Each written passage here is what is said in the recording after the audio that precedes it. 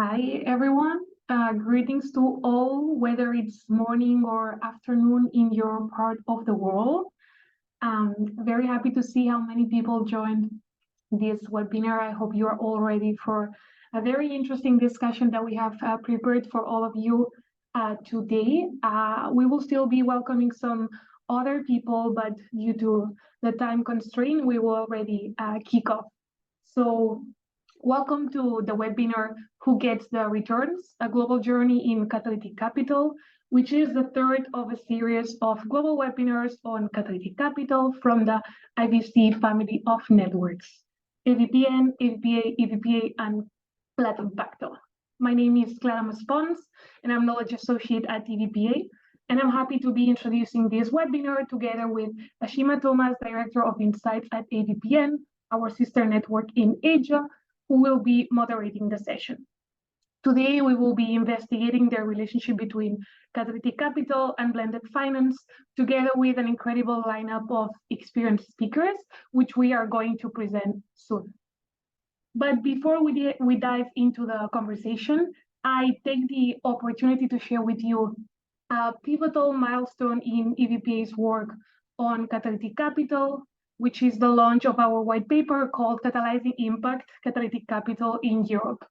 This paper is the result of dedicated efforts from our team and our community of practice, strategic research, and the commitment of the ecosystem to catalyze impact. The paper builds on more than a year of work on Catalytic Capital, during which we have engaged with 90 participants from more than 70 organizations.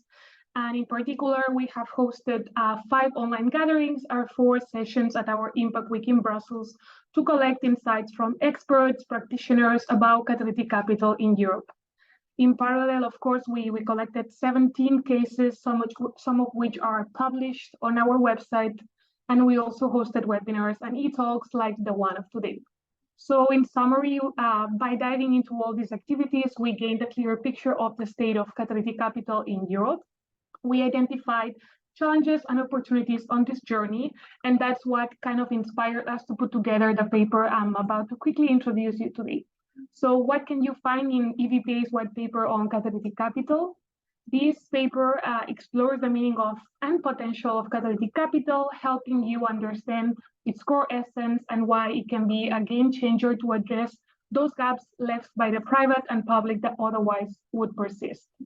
Within the pages, we delve into the criteria that investments must meet to be catalytic, reflect on qualifications for investors to be recognized as providers of catalytic capital, and highlight the relevance of achieving an additional impact.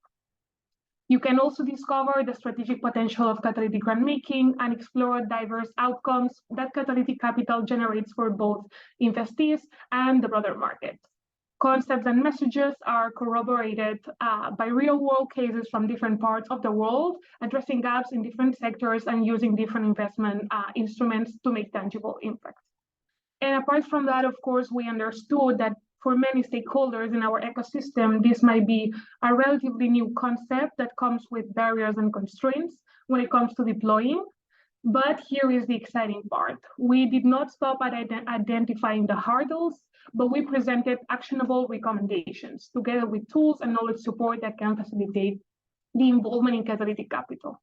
So in a nutshell, of course, you will discover our paper is a comprehensive exploration of catalytic capital, its significance, and transformative potential. So basically, we have covered it all, including the topic that we will be discussing today. I recommend you, of course, to download the paper and contact us for any comment or remark you might have, as we will ultimately like to trigger debate and discussion.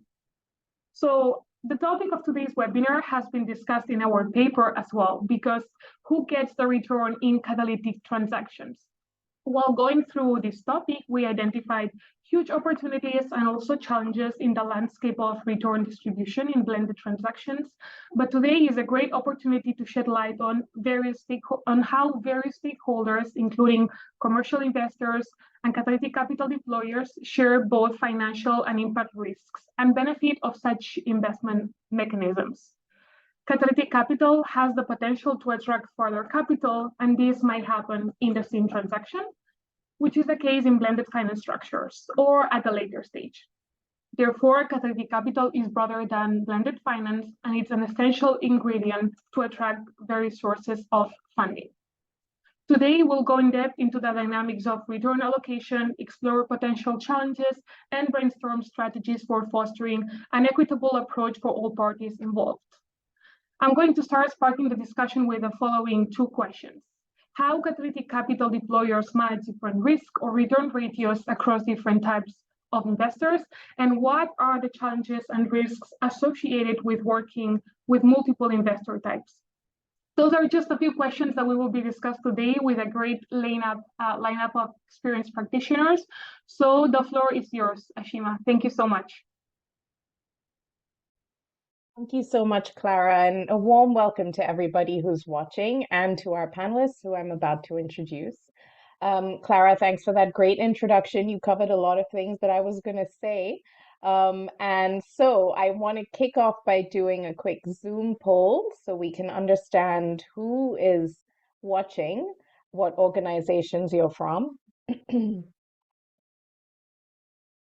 And I'm going to continue with my introduction while you do the poll. I would also welcome you all to introduce yourselves in the chat. Just say who you are and where you are from. And of course, please do leave your questions there because we will have time at the end of the session to go through questions and potentially through during the webinar as well.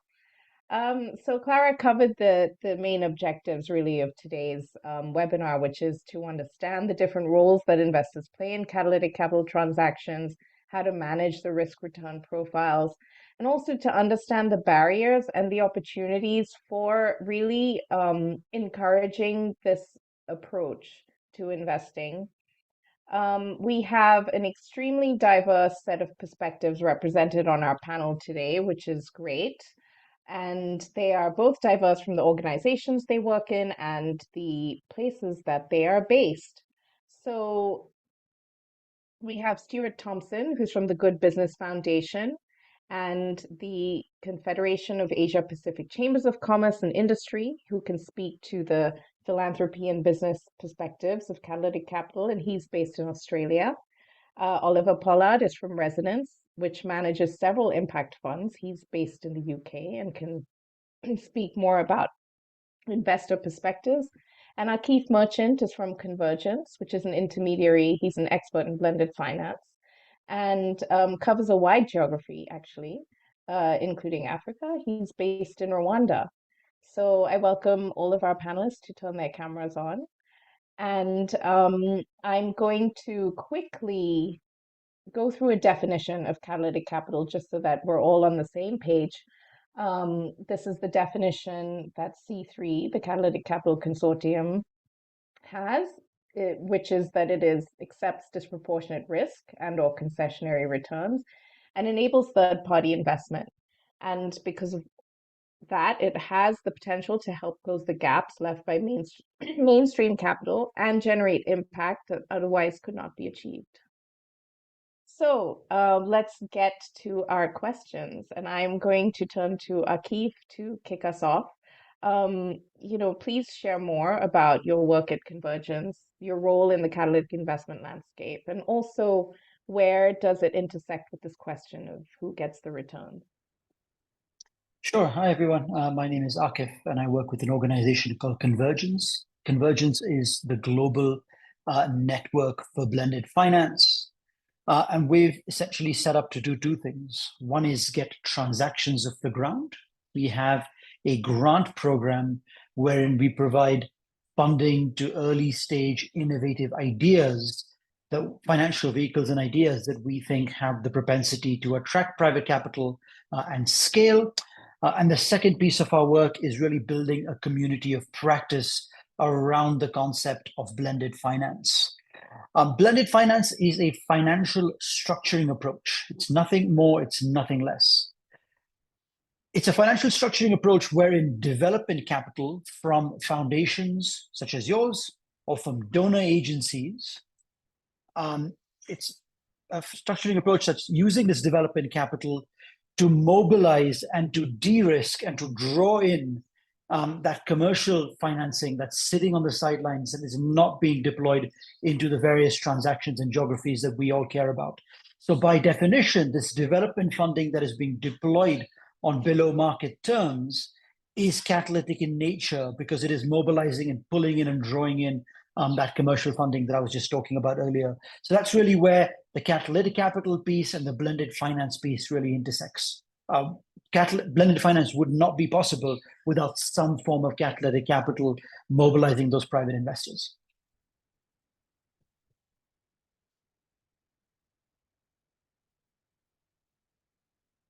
Sorry, thanks so much for giving us that context, Akif. And I want to now go to Stuart, because you have experience on both sides of the continuum of capital, philanthropy, and impact investing. So please tell us more, and also perhaps expand on what you've observed about the appetite for being catalytic across this continuum. Well, thank you. Good morning, good afternoon, good evening. I'm coming to you from the unceded lands of the Wadawurrung people in Australia, in Geelong, Australia, outside of Melbourne. And I just want to pay my respects and acknowledge any traditional custodians of land on this call, and pay my respects to their elders past, present, and emerging. Yeah, I'm from, I guess, an interesting space. I've got two hats. I think this side is the Good Business Foundation, which is really a foundation connected to a family office that both has grant funding, philanthropic funding, as well as impact investment pools of funding that does everything from supporting access to capital, business mentoring, and other types of sort of appropriate measures to try and work with those people in the Asia Pacific that otherwise may not get the support or the access to capital that they would need, women, people from marginalized groups. And so we both do impact investing and support through intermediaries for that work. And on the other side, this side, we have the Confederation of Asia Pacific Chambers of Commerce. And I've just come back from Delhi from the B20 and from Jakarta from the ASEAN Business and Investment Summit. So I think that in both those worlds, on the foundation sides of things, we can be talking in thousands of dollars, sometimes hundreds of thousands of dollars, and in the Confederation, where someone's talking trillions of dollars.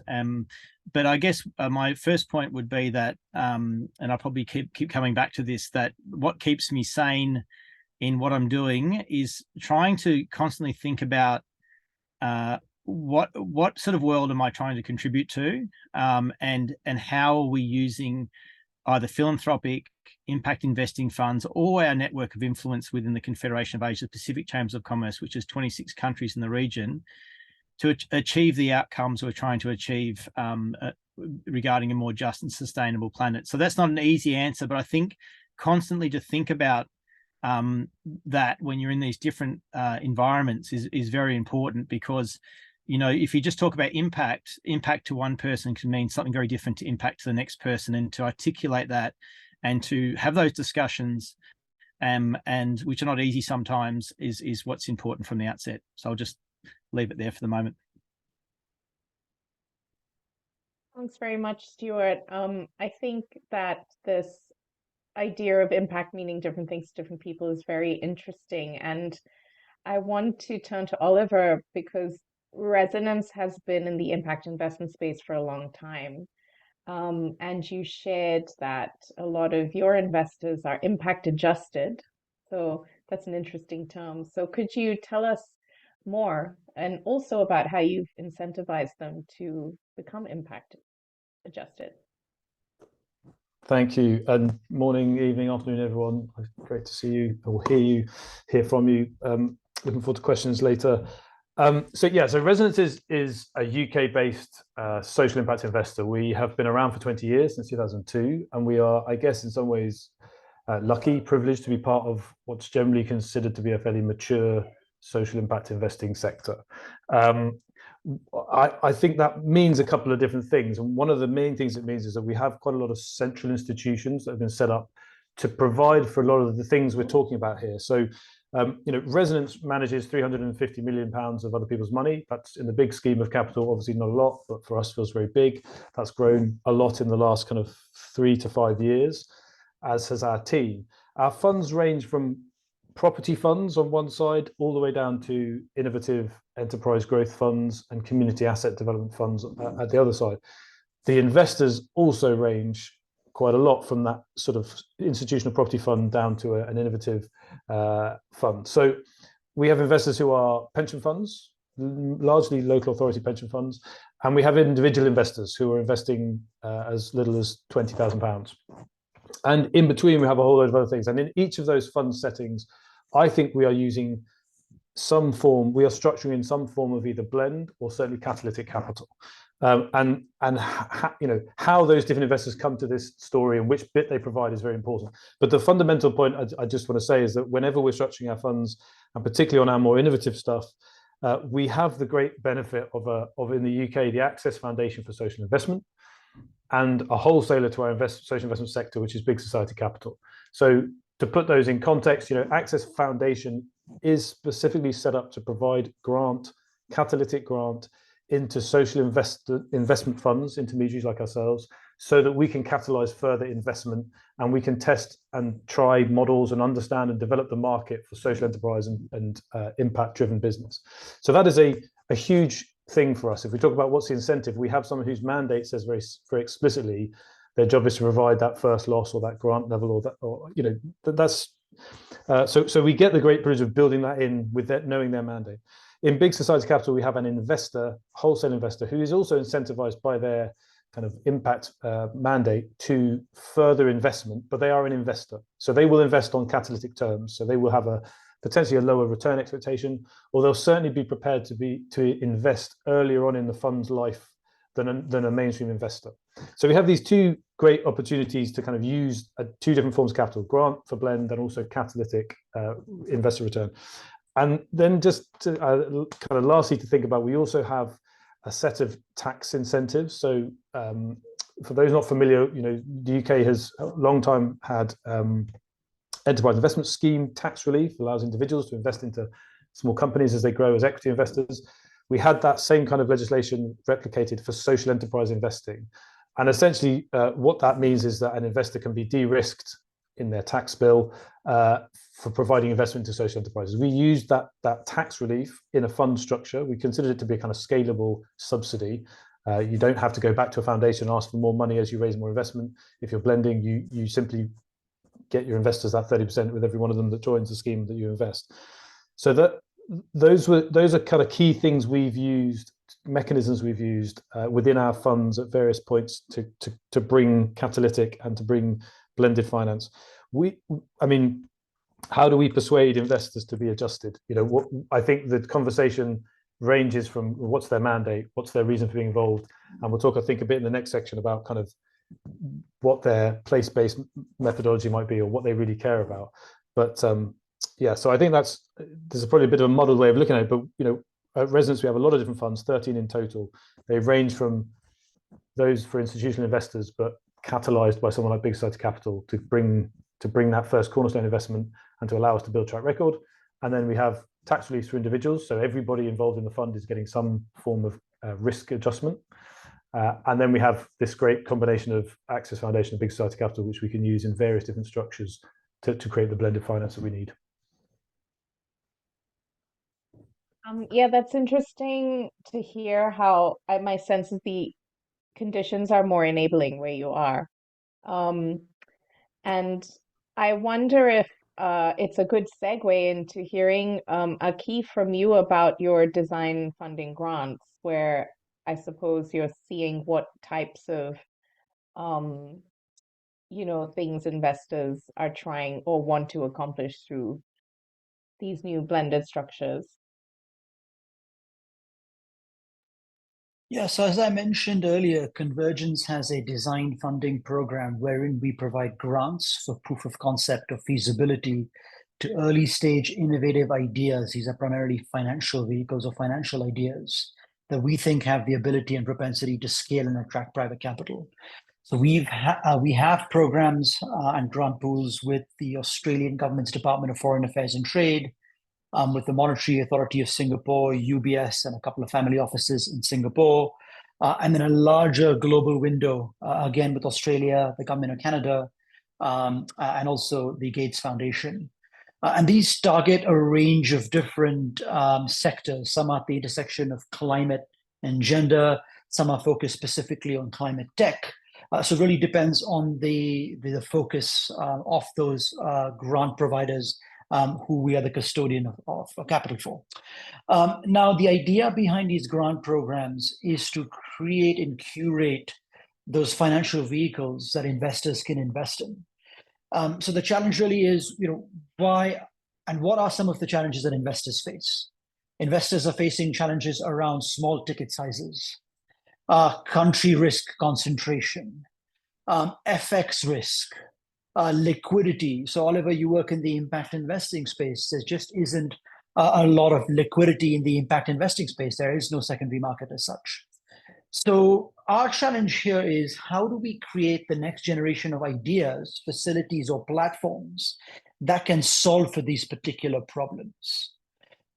So let me give you an example. We all know that the world is facing a climate crisis. You can either deal with it from the mitigation perspective or the adaptation perspective.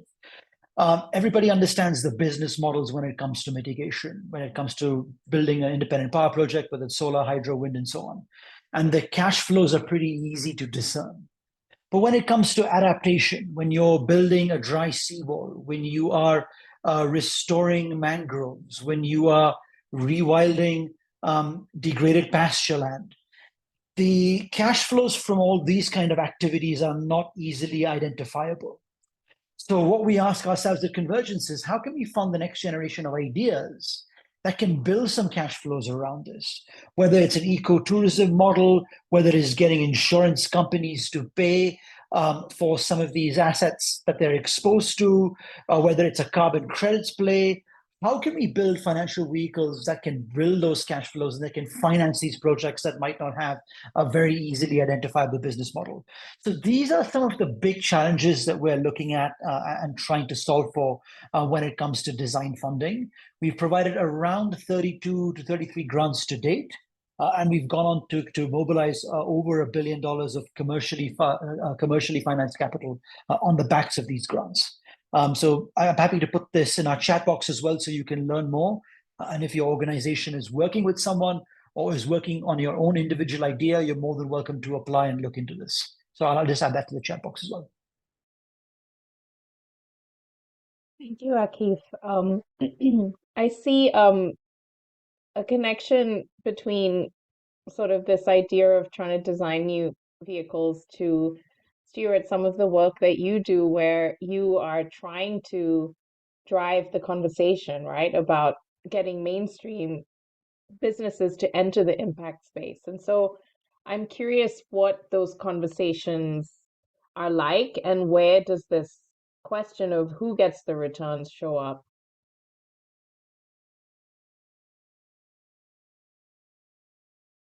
That's for you, Stuart. For me.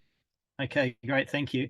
No, it's a really good question, and I just want to follow on from Akif's point around climate. I mean, I just said I was in Delhi for the B20, and I was in Jakarta for the ASEAN Business Summit, and I'll be honest with you, my first impression was that business leaders, for whatever reason, becoming very much more active on the climate front, whether it be their customers, whether they're realizing they need to corner the market before others get there, whether it be they're spooked by what's happened in Europe and in North America this last summer. Today, we've had the from our weather bureau that we're in El Nino and we're expecting firestorms and all kinds of things this summer. So a business is starting to react in different ways. So I think what's happening is we're seeing that people are, whether they're big business, political leaders, or if they're, women entrepreneurs from the Pacific, everyone's understanding unless we do something, this planet is going to be pretty difficult to live on. So But the question is, I guess, in the discussion with business leaders is what model are they thinking about who gets the returns of this on this in relation to this webinar, but also in relation to the big questions. So this is what we're trying to support. And we're trying to support, I guess, especially through both the foundation, but also through the Confederation of Asia Pacific Chambers of Commerce, networks of influence to think about the mindset and also the skill set that leaders will need to lead their businesses and to lead their communities into the next thing, whether it be adaptation, mitigation, or whatever. And so we're thinking, some of the research that came out during this last trip was that, someone came up and said, what is the main blockers for this? Is it finance? No, finance is coming for climate given for a whole range of reasons. Is it the infrastructure? Yeah, sure, infrastructure is a problem. How do we, do all this work? But still, there's a lot of interest and there's a lot of investment and a lot of people trying to get around that. So, but the main blocker that came out was two things. Firstly, it was the mindsets and skill sets of executives that are currently in positions of power. And how do we get the leaders of the future to quickly take over those roles or to change those mindsets and skill sets of those leaders? People in their, I guess, 40 to 50-year-old career that maybe have children and thinking about their own children, thinking about the future, really thinking about how those people can be equipped in their mindset and their skill set. But the other thing is also around who gets the returns, or is also around the workforce. With AI and with different sort of transitions of workforces, how is this thought through? And how do we ensure that the transition to a net zero economy, and hopefully it happens quickly, doesn't result in exacerbating inequalities globally, which results in greater disharmony and social unrest and decay of all kinds of things that we want to have in stability in our countries. So I know it's a long-winded answer, but this is what business leaders are thinking about. I have to say that many of them are probably thinking about the returns they'll be getting from the opportunity, the $200 trillion opportunity that was put forward for the net zero transition. But I think what needs to be given more thought to is how do we make this a more just transition, and how do we ensure that the returns are not just going concentrated as it has been into certain groups, but how do we allow the capitalist market to allow everyone to be lifted up through this process? Yeah, I hear a lot of hows there. So like we all understand, but clearly there's some kind of communication that has to happen to convince the unconvinced. And we haven't cracked that nut yet. But I wanted to, Akif, you unmuted. Do you want to say something about that? Yeah, I wanted to say something. When we ask ourselves, who gets the returns, I think we need to be broad in terms of thinking about what kind of returns we're talking about. Is it financial returns? Is it impact returns, development returns? So what kind of returns are we talking about? So I think that's an important consideration to ask. So who gets the returns? Who should get the returns? What kind of returns? And then if you just take a step back and think about, the two sides of the equation, you've got catalytic capital. The providers of this catalytic capital oftentimes development agencies, facilities like the African Enterprise Challenge Fund, the Private Infrastructure Development Group, that are also custodians of this concessional capital from donor agencies. You also have DFIs that blend some money that they've gotten from their capitals with their own account and push money out of the door on concessional terms. And then last but not the least, you've got foundations, many of whom are on the call today, that are also custodians of this. I would argue that the North Star of all of these various stakeholders that I just talked about earlier is development impact. That is their North Star. That is what they're focused on. On the other side of the equation, we're looking to mobilize this commercial money that's sitting on the sidelines. When we talk about institutional investors, they have a specific North Star as well. It's their fiduciary responsibility. They have to get and manage for risk-adjusted returns. Now, Stuart alluded to this earlier, but oftentimes these folks have now signed up for the Glasgow Financial Alliance for Net Zero, the Net Zero Asset Owners Alliance. So now they have to make sure that a lot of their financial allocations are in line with some of these pledges. And so now they're looking for assets and investments that align to some of this. So I think it's important to understand both sides of the equation, understand what motivates each stakeholder group, broadly speaking, and then build on this conversation. I just wanted to interject there. Yeah, and I think that's a great interjection, which I think Oliver can speak to, because you through your funds have convinced investors, and you have a different sort of way So of. yeah, look, I think just as Akif, as you were speaking, the conversations for us have evolved over time, and there's one particular transition I think of that's really interesting. So when we started our property funds, and our property funds are very simple, unlevered. These are about purchasing normal properties on normal streets of the UK, handing them over to charity and housing partners who make them available for long periods of time to vulnerable people. When we started those funds, we had to take investors from big society capital and some trusts and foundations who were just dipping their toes into the idea of impact investing alongside either their endowment or moving some of their overall giving work into impact investing. And over the 10 years we've been running those funds, what we now are doing is that both those funds have scaled in terms of they've been able to invest through those catalytic investors, but they've also proven track record. And the track record doesn't say you're going to get outlandish financial returns. It says you're going to get sensible returns. It says now you're going to get non-cyclical returns. So actually the demand for these kind of assets and this kind of service goes up as we reach difficult economic times. So the track record has now allowed us to be having conversations with predominantly pension funds and local authority pension funds, which brings me, so there's, the things we talk about, like the barriers, there's lots of barriers for sure. One of them I totally agree is liquidity, and for sure that's an unsolved one in our most innovative funds. We still need to say, listen, we need to lock your money away for minimum 6, probably 10 years. And if you start to talk to financial advisors and people with fiduciary responsibility for their clients, that is almost an immediate issue for them. So that, and also there's mindsets and cultures. Completely agree. And my mind boggles still to this day when we have conversations with institutional investors or corporates, and you still find these kind of old-fashioned ways of thinking. I think often about, I make my money here, I give it away here, or impact is for philanthropy and for foundations and trusts and not for businesses.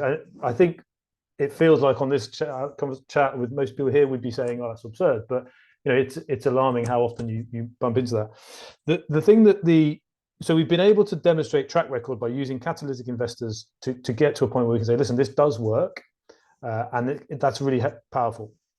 The other thing to think about, so I mentioned local authority pension funds. That a thing that Resonance, in a sense, pioneered here in the UK, but not necessarily through any kind of conscious effort, was place-based investing. So we are not based in London. We don't work out of a building in London and go and visit our investments in the hinterlands of England. We're headquartered in Cornwall, in Launceston. I don't expect anyone on the call has visited, but it's a small town in Cornwall in the southwest. We have offices in Bristol, in Birmingham, and in Manchester, and we have a small satellite office in London. Our philosophy has always been we as investors should be in the places where we make investment, and we should also represent not just the skills of financial people who are obsessed with our IRRs and our discount cash flow models. So that kind of place-based investing thing has always been important to us for how we operate. And what's come through for us is that if you're trying to persuade people to invest, and I think it also, Keith, comes to that point you said about what kind of returns do we value. So the obvious thing for me is that there are impact returns and there are financial returns. There are externalities to businesses and externalities to investments. If we're not recording them, then we're not measuring all risks and costs and the returns. Now, by having a place-based methodology and by talking to individual investors and pension fund investors who are inherently connected to a particular region of the UK, it makes the conversation around what are the other returns that you might expect so much more compelling. I would give the example of our social investment tax relief funds, which we started the first one in Bristol, expanded it to the southwest. Very simply, the first 40 investors were individuals, high net worth individuals who were based in the area, who we introduced within the first year of the fund to the enterprises they were investing in through the fund, some of whom became directors, advisors, certainly many of whom were interested and incentivized by what they were doing in their neighborhoods. So it is, we can do the science behind this and find the social impact adjusted returns, but actually connecting people with the impact and making that place-based methodology real for investors, we've found has been a really powerful part of bringing people into impact investing.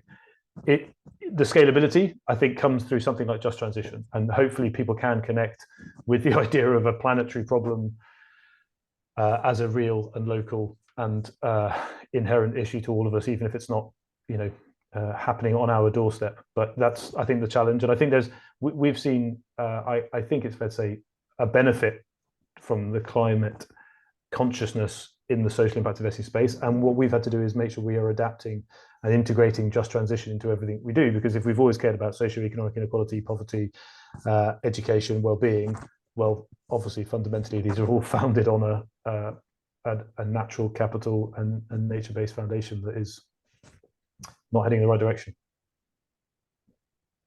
Can I just jump in there? Go for it. Yeah, just want to feed into what Keith and Oliver were talking about, and sort of say about the, because as Oliver was saying, it's surprising, actually. You can sit in a foundation world or a social enterprise world, an impact investing world, and you could sort of lull yourself into a sense that everyone is thinking about the same sorts of things. And then you go out and talk to, I'll be honest, chambers of commerce, certain corporates, and you realize not that they're bad people, not that they're, but they're just their mindset and their skill sets aren't set for the economy of the future. And I think that's really important to understand sort of what the motivations are for each of those people that you're talking with and your diverse sort of range of people, and also what the expectations are around their returns. Some people are still thinking, in that dualistic world of, I'll make my money over here, give over there, or I'm going to get as rich as I can through this transition. I'm going to make as much money as possible. I can't wait to be the first trillionaire or whatever. Other people might think about diversification, but you've got to understand the motivations and the expectations of those people. As I say, capital doesn't really have a personality. We're the ones who put the personality on it. And understanding those motivations, especially within the business community we work within, once you have the understanding for that, once you ask those questions and spend some time listening to the motivations, then often there's a place to start from, because if people are concerned about the climate, they are concerned about their children or grandchildren, they are concerned about the local community or whatever's happening, and you can start from that point. But I think the mistake can be made from a foundation point of view, or from an intermediary point of view, or an impact investing point of view, that all we've got to do is convince people with the moral arguments and everyone will believe us, and then they'll move over. And unfortunately, we started this foundation 4 years ago, and that didn't work out at all very well. And so we've had to come up with economic, and as I said, basically understand our audience and work with them through that. Yeah. Okay. Look, one of the reasons why capital, commercial capital, does not flow in the way we'd like it to flow is because of the gap between the perception of risk and the reality of risk, which is why I wanted to build on Oliver's point around place-based investing. Oftentimes when we have these conversations about impact investing, innovative finance, blended finance, there is an implicit assumption that we're talking about financing flowing from the global north to solve the problems of the global south. I'd like to sort of highlight the fact that there is a lot of capital already in the global south. There are large pension funds and insurance companies here on the continent of Africa. There are many family offices and high net worth individuals in India, large pension funds in Brazil. The question really is, how can we get these pools of local domestic capital to be invested within their own geographies and their own countries? Because arguably they understand the risk much better than an investor sitting in Frankfurt or Tokyo, as an example. So as I mentioned, in Africa, we have a lot of pension funds and insurance companies, but they are primarily mandated to invest in supporting the budget of the countries where they're based, buying local treasury bonds, or oftentimes they buy US treasury bonds or other treasuries from more developed countries, because of course they also have to have some sort of asset liability match, and they have to have a risk management protocol in place. Now, infrastructure is a huge, huge challenge in the continent of Africa. And arguably infrastructure, given their long-term gestation period, stable cash flows, could be a perfect asset class for these sorts of investors. So some of the discussions, some of the questions, some of those financial vehicles that I was talking about earlier, some of the innovation needs to be around how do we get these pools of capital investing in these development assets or products such that they can get off the sidelines and actually put money to work in their own jurisdictions. So that's also something I wanted to put it out there, because I think sometimes the conversation is often skewed between the global north providing capital to the global south when there is a lot of capital here. We just need to figure out how to channel it effectively and strategically. Could I just really quickly, I just want to say something about this. We've invested in an impact fund. We were traditionally trying to get impact investors to invest, which we should still do, get impact investors from Australia to invest in the Asia Pacific.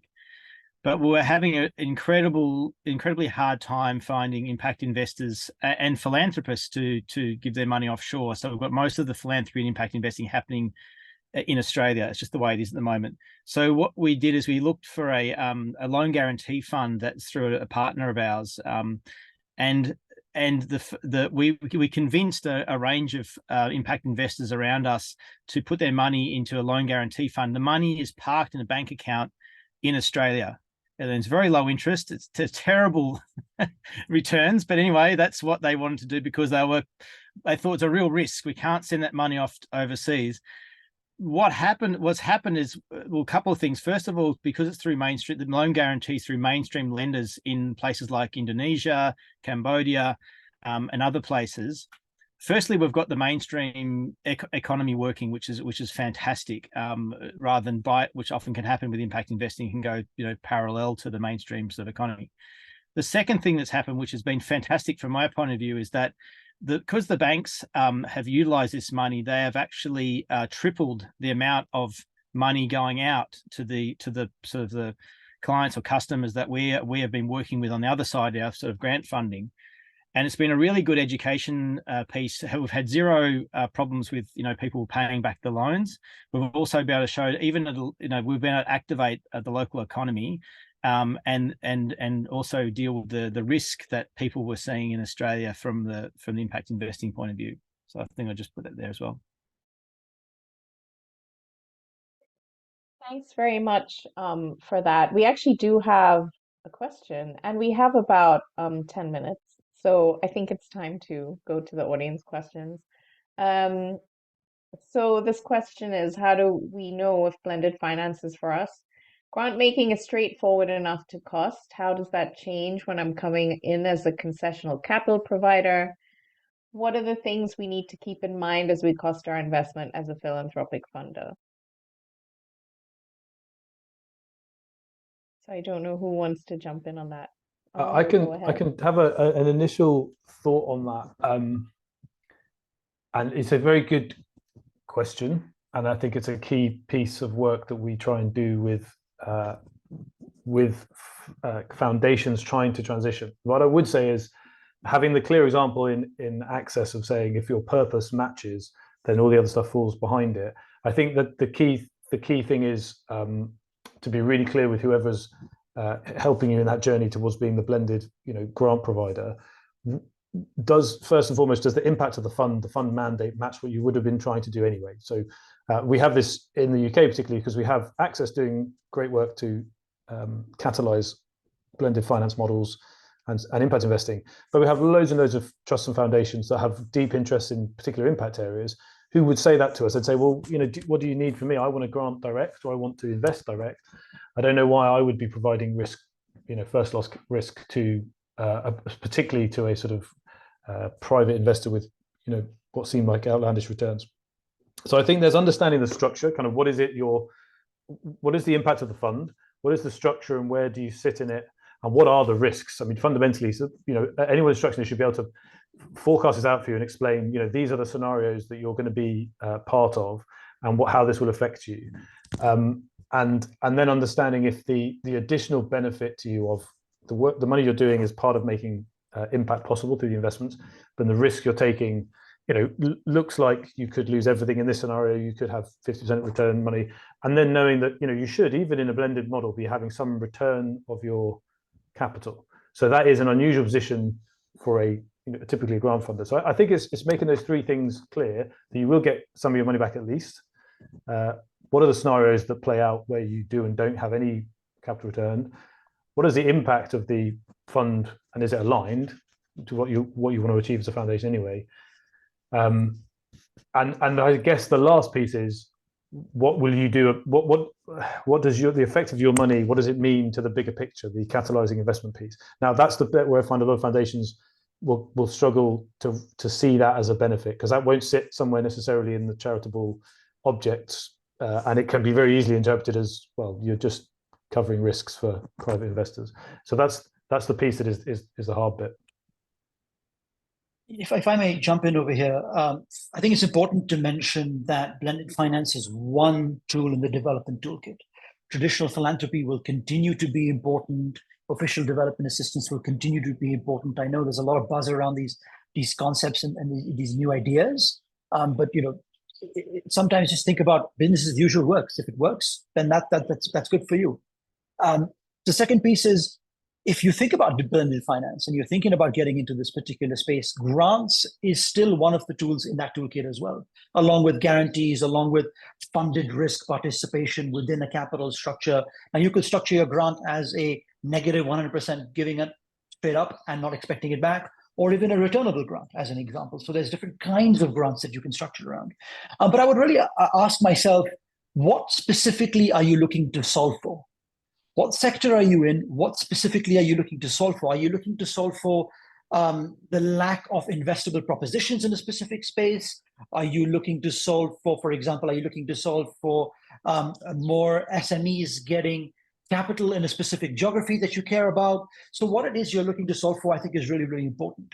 But again, as a foundation, your North Star is development impact. So you need to ask yourself, what unit of development impact am I buying with $1 of my grant money versus $1 of money put into a blended finance structure that goes on to mobilize other financial providers that come after me? So you should sort of break that down to that particular question. Now, I understand counterfactuals are hard to come by in this particular space, but if you think about it in this analytical way, you could perhaps arrive at a solution that works for you and your foundation. Yeah, I'll just add quickly. I think Akif has touched on the things that I was going to talk about, so I won't mention those again. But I do want to say, though, that often in foundations, family offices, and so on, you need to think about how we can unlock the real money. The percentage of the money that's connected to a foundation is often a very small amount that is actually connected to that foundation, whether it be the family office or the businesses or whatever. And if your goal is to unlock impact at scale through the connections that you have, then I would say, beyond just what's been said, you need to think about how the use of a blended capital finance not only has impact to the people that you're trying to impact, but also how you can maximize that through a learning process for the foundation you're a part of to unlock larger pools of capital. My experience is that there are huge pools of capital sitting there dormant that aren't being activated in that way that could be. So I would just encourage that as well. Thank you for those answers. And we have about 5 minutes left. There's a couple of questions which, if you want to, you can actually respond to in the Q&A box, because I don't think we have time to get to them.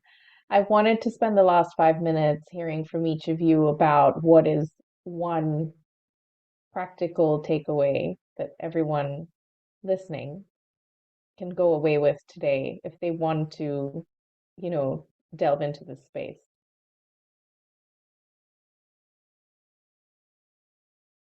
Anyone can start. I can maybe start with, I would just say my one takeaway is, because this is such a huge world, you're doing everything. I think someone's talking about government there. You might have connections to government influence that we have, like through our chambers of commerce. We have, impact investing, investment pools. We have access to large capitals of pool. People talking about trillions of dollars. People talking about foundation money, impact investing money. I would just say to constantly interrogate and think about what is the impact you're trying to create, and stick to that and focus on that, and not just think, oh, this is impact, that's interesting, I'm going to do that. Really interrogate and be true to yourself and be honest with yourself about what you're trying to do, and not trying to cover it over, but really just focus about the impact you're trying to create and using your networks of influence and control to maximize that. Maybe I'll go next. I think most of you on this call are from philanthropy or foundations. You are really in possession of scarce money. And that is, something that's really, really special. There's not a lot of money such as yours with your flavor that can take on these risks that we were talking about, or that can mitigate for the risks that we're talking about, or that can be patient to mobilize other forms of capital.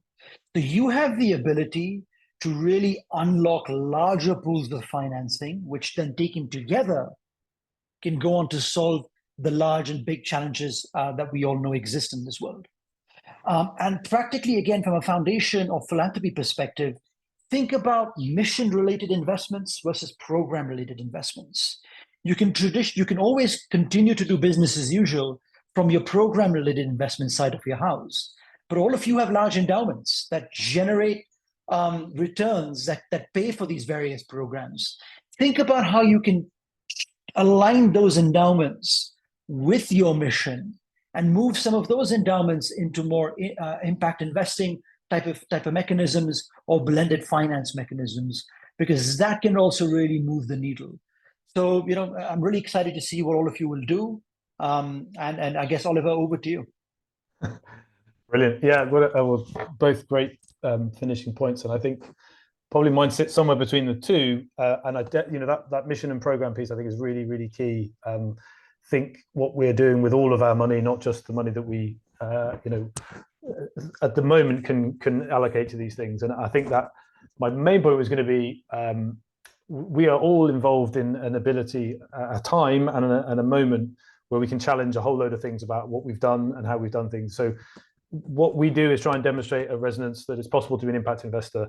Why we do it is because we have the stories and the data that tells us there's huge change that needs to happen, even here in the UK particularly. And we are getting better at having the data-driven approach. We are coming closer to a point where you can say there's a metric for, certainly there's a metric for carbon, there's a metric for, So I think my plea is that we can all get really focused on this idea of what returns.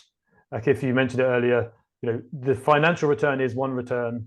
The financial risk is one risk that we are interested in. It's part of the picture, but the other risks and returns here, which are increasingly becoming measurable, tangible, balance sheetable, putting into national accounts. I think wherever you see that chance to combine the stories and the connection and empathy with the things that need to happen, and an increasing chance to make a data point, I think is where we should really drive at that. And we all have an opportunity to do that, and that is our key role. I think here is to make tangible and measurable what we have probably always needed to measure, and that ultimately needs momentum. So we all need to contribute to that.